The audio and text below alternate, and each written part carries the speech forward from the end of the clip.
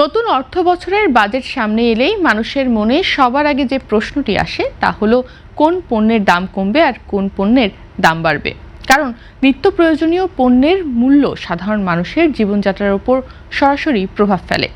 আগামী 11 জুন জাতীয় সংসদে 2026-27 অর্থ বছরের বাজেট উপস্থাপন করবেন অর্থমন্ত্রী আমির খসরু মাহমুদ চৌধুরী। জাতীয় রাজস্ব বোর্ড অর্থাৎ এনবিআর ও অর্থ মন্ত্রণালয়ের বিভিন্ন সূত্রের তথ্য অনুযায়ী আসন্ন বাজেটে কয়েকটি গুরুত্বপূর্ণ পণ্য ও সেবার উপর কর ও শুল্ক কমানোর উদ্যোগ নেওয়া হতে পারে। ফলে কিছু খাতে দাম কমার সম্ভাবনা তৈরি হয়েছে। এবারের বাজেটে সবচেয়ে বেশি গুরুত্ব পাচ্ছে স্বাস্থ্যসেবা খাত। বর্তমানে দেশে একটি করোনারি স্টেন্টের দাম 50,000 থেকে 2 লাখ টাকা পর্যন্ত, যা অনেক হৃদরোগীর জন্য বড় ধরনের আর্থিক চাপ তৈরি করে। বিশেষ করে মধ্যবিত্ত ও নিম্ন আয়ের পরিবারের অনেকেই উচ্চ চিকিৎসা ব্যয়ের কারণে প্রয়োজনীয় চিকিৎসা নিতে হিমশিম খেয়ে থাকেন।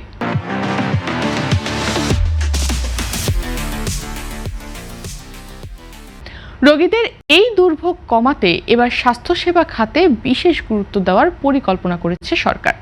এনবিআর এর তথ্য অনুযায়ী হার্টের রোগীদের ব্যবহৃত করোনারি স্টেন্টের ওপর বর্তমানে আরোপিত 10% ভ্যাট প্রত্যাহারের প্রস্তাব রয়েছে। সংশ্লিষ্টদের মতে এই সুবিধা কার্যকর হলে একটি স্টেন্টের দাম সর্বোচ্চ 10,000 টাকা পর্যন্ত কমতে পারে, যা রোগীদের চিকিৎসা ব্যয় কমাতে উল্লেখযোগ্য ভূমিকা রাখবে।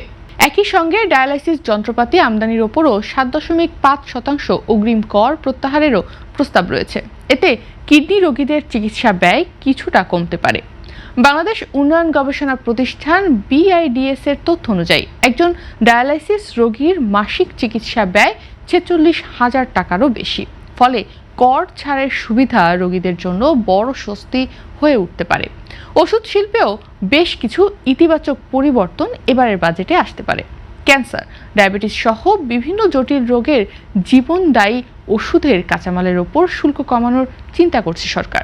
পাশাপাশি অ্যাক্টিভ ফার্মাসিউটিক্যাল ইনগ্রেডিয়েন্টস অর্থাৎ API উৎপাদনে কর প্রণোদনা দেওয়ারও পরিকল্পনা রয়েছে। এতে দেশীয় ওষুধ উৎপাদন ব্যয় কমবে এবং দীর্ঘমেয়াদে ওষুধের দামও কমতে পারে। পরিবেশ বান্ধব ও নবায়নযোগ্য জ্বালানি খাতেও কর ছাড় দেওয়ার আলোচনা রয়েছে। সোলার প্যানেল, ব্যাটারির জন্য ব্যবহৃত লিথিয়াম আয়ন সেল এবং বায়োগ্যাস মিশ্রিত CNG ব্যবহারে শুল্ক সুবিধা দেওয়া হতে পারে। এসব উদ্যোগ বাস্তবায়িত হলে সৌরবিদ্যুৎ ব্যবস্থার খরচ কমবে এবং পরিবেশ বান্ধব জ্বালানির ব্যবহার আরও বাড়বে। কৃষি খাতের উৎপাদন ব্যয় কমানোর লক্ষ্যে কিছু কৃষি কাঁচামালের ওপর কর ও শুল্ক হ্রাসের বিষয়েও বিবেচনায় রয়েছে এবার। এতে কৃষকদের উৎপাদন খরচ কমতে পারে এবং দীর্ঘমেয়াদে কৃষি পণ্যের বাজার মূল্যের ওপর ইতিবাচক প্রভাবও পড়তে পারে।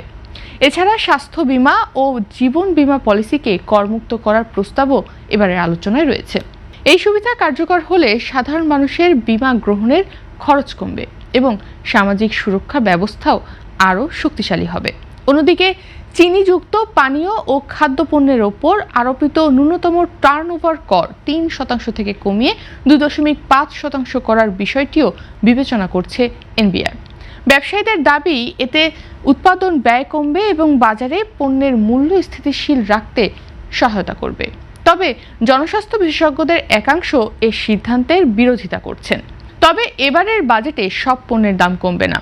রাজস্ব আয় বাড়ানো এবং জনস্বাস্থ্য সুরক্ষার লক্ষ্য নিয়ে তামাকজাত পণ্য, সিগারেট, জর্দা, গুল এবং অ্যালকোহলজাত পণ্যের ওপর কর ও শুল্ক বাড়ানোর পরিকল্পনা রয়েছে সরকারের। পাশাপাশি বিদেশি প্রসাধনী সামগ্রীর দামও বাড়তে পারে বলে জানা গেছে। সব মিলিয়ে আসন্ন 2026-27 অর্থ বছরের বাজেটে স্বাস্থ্যসেবা, ওষুধ, নবায়নযোগ্য জ্বালানি, কৃষি এবং বীমা খাতের কিছু পণ্যে স্বস্তি মিলতে পারে। তবে চূড়ান্তভাবে কোন পণ্যের দাম কমবে এবং কোনটির বাড়বে তা 11 জুন জাতীয় সংসদের বাজেট ঘোষণার পরই স্পষ্ট হবে।